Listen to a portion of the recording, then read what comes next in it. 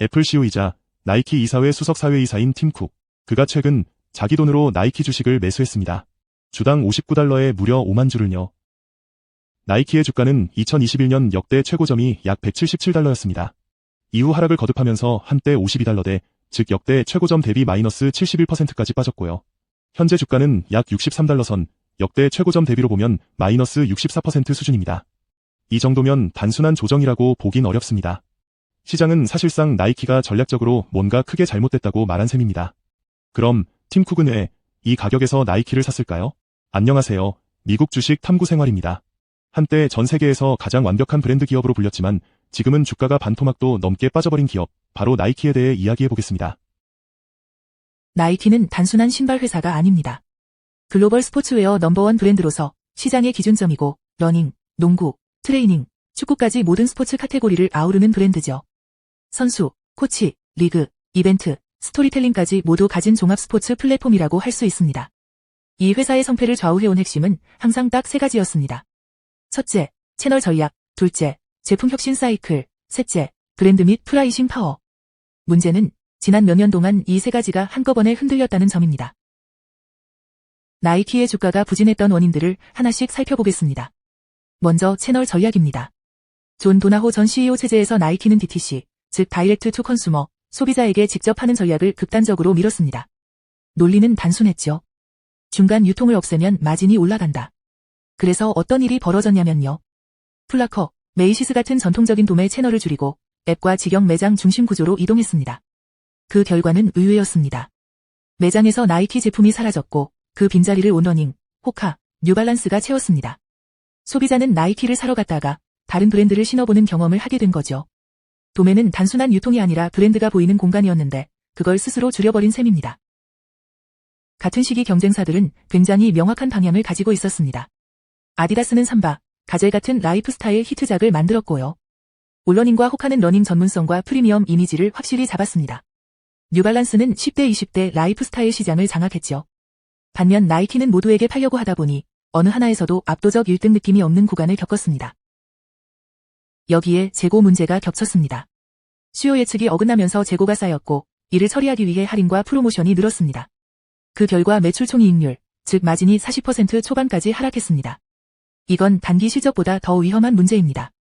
한번 할인에 익숙해진 소비자는 정상가로 쉽게 돌아오지 않기 때문입니다. 최근 나이키에서 가장 중요한 전환점이 하나 있었습니다. 바로 존 도나호에서 엘리엇 힐로의 CEO 교체입니다. 엘리엇 힐은 외부에서 새로 영입된 인물이 아닙니다. 나이키 내부에서 30년 이상 일해온 사람이고 특히 러닝과 푸드웨어를 중심으로 제품과 현장을 잘 아는 스포츠 전문가입니다. 그가 선언한 방향은 단순합니다. 스포츠 중심으로 돌아가겠다. 그리고 도매 채널을 복원하겠다. 이건 완전히 새로운 실험이 아닙니다. 나이키가 가장 잘 나가던 시절의 방식으로 돌아가겠다는 선언입니다.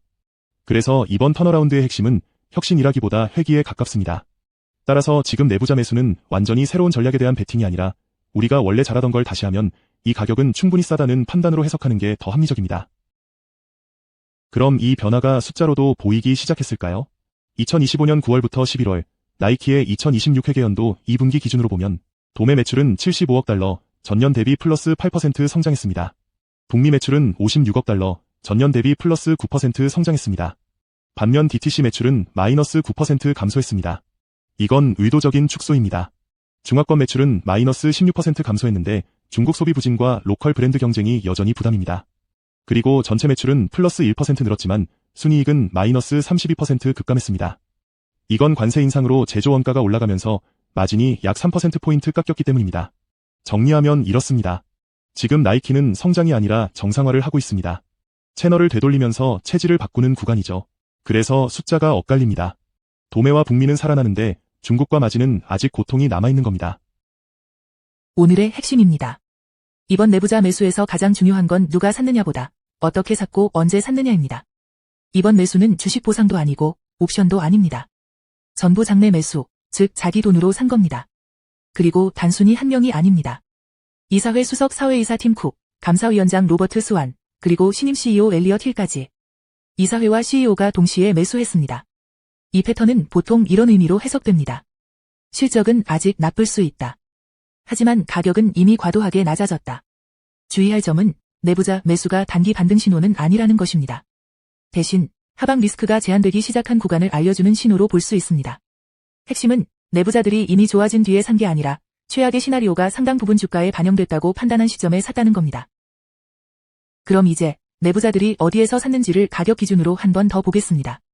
현재 나이키 주가는 역대 최고점 대비 약 마이너스 64%, 최근 52주 고점 대비로도 마이너스 23% 빠진 상태입니다. 이건 단순한 조정 구간은 아닙니다. 시장이 나이키에 부여했던 성장 프리미엄과 브랜드 프리미엄을 거의 대부분 걷어낸 가격대입니다. 다시 말해, 지금 가격에는 나이키가 다시 잘할 수도 있다는 기대보다 한동안 고생할 가능성이 훨씬 더 많이 반영돼 있습니다. 그래서 이 구간에서의 주가 흐름은 빠른 반등을 기대하기보다는 추가 하락 가능성이 얼마나 남아있는지를 가늠하는 단계에 가깝습니다. 이 맥락에서 보면 내부자 매수는 상승을 예고하는 신호라기보다는 가격이 이미 충분히 낮아졌다는 판단 위에서 나온 행동으로 이해하는 게 더 자연스럽습니다. 여기서 하나 중요한 포인트가 있습니다. 나이키는 원래 고배당주가 아니었습니다. 전통적으로 배당 수익률은 1% 전후였고 성장과 재투자가 우선이었습니다. 그런데 지금은 다릅니다. 배당 정책은 유지되고 있고 배당 지급 36년 연속, 배당 성장 24년 연속입니다.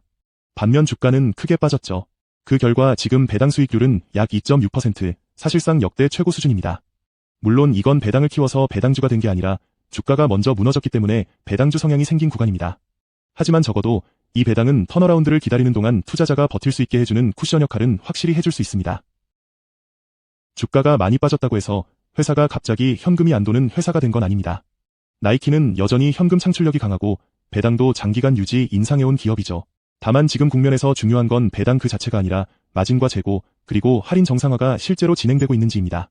턴어라운드가 성공하는 회사들은 숫자에서 반드시 같은 패턴이 나타납니다. 그래서 우리는 딱 3가지만 보면 됩니다.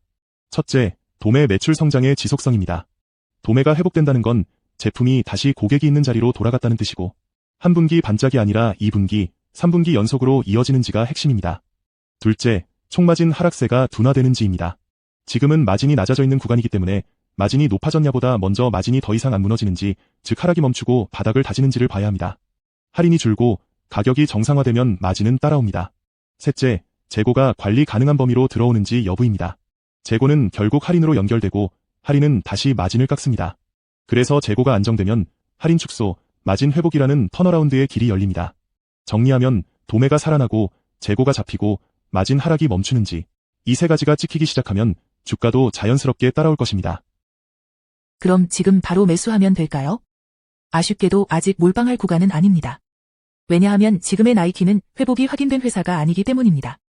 그래서 이 종목에 어울리는 접근법은 가격이 아니라 시간과 조건을 나눠서 들어가는 전략입니다. 먼저 1차 진입입니다. 내부자들이 매수한 가격대, 즉 시장이 가장 비관적으로 보던 구간에서 전체 투자금의 30에서 40% 정도만 들어갑니다. 이 구간의 목적은 수익 극대화가 아닙니다.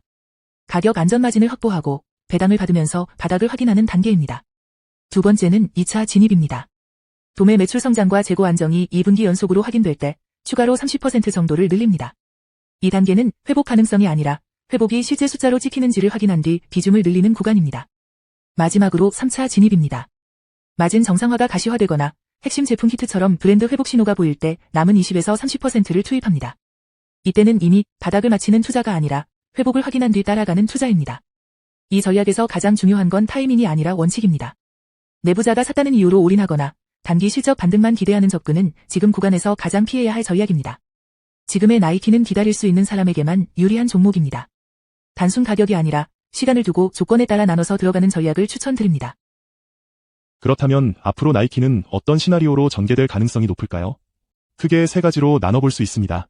먼저 기본 시나리오입니다. 북미와 도매 채널이 버팀목 역할을 하고 중국은 급격한 반등은 아니지만 점진적으로 안정되면서 주가는 시간에 걸쳐 서서히 재평가되는 그림입니다. 현재 시장이 가장 가능성 높게 보고 있는 시나리오도 여기에 가깝습니다. 다음은 긍정적 시나리오, 이른바 불 케이스입니다.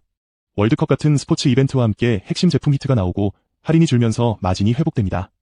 이 경우 나이키는 단순히 실적만 좋아지는 게 아니라 브랜드 프리미엄을 다시 인정받게 됩니다.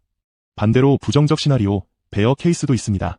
중국 시장 침체가 예상보다 길어지고 비용 상승을 가격에 제대로 전가하지 못하면서 재고와 할인, 마진 악순환이 다시 시작되는 경우입니다.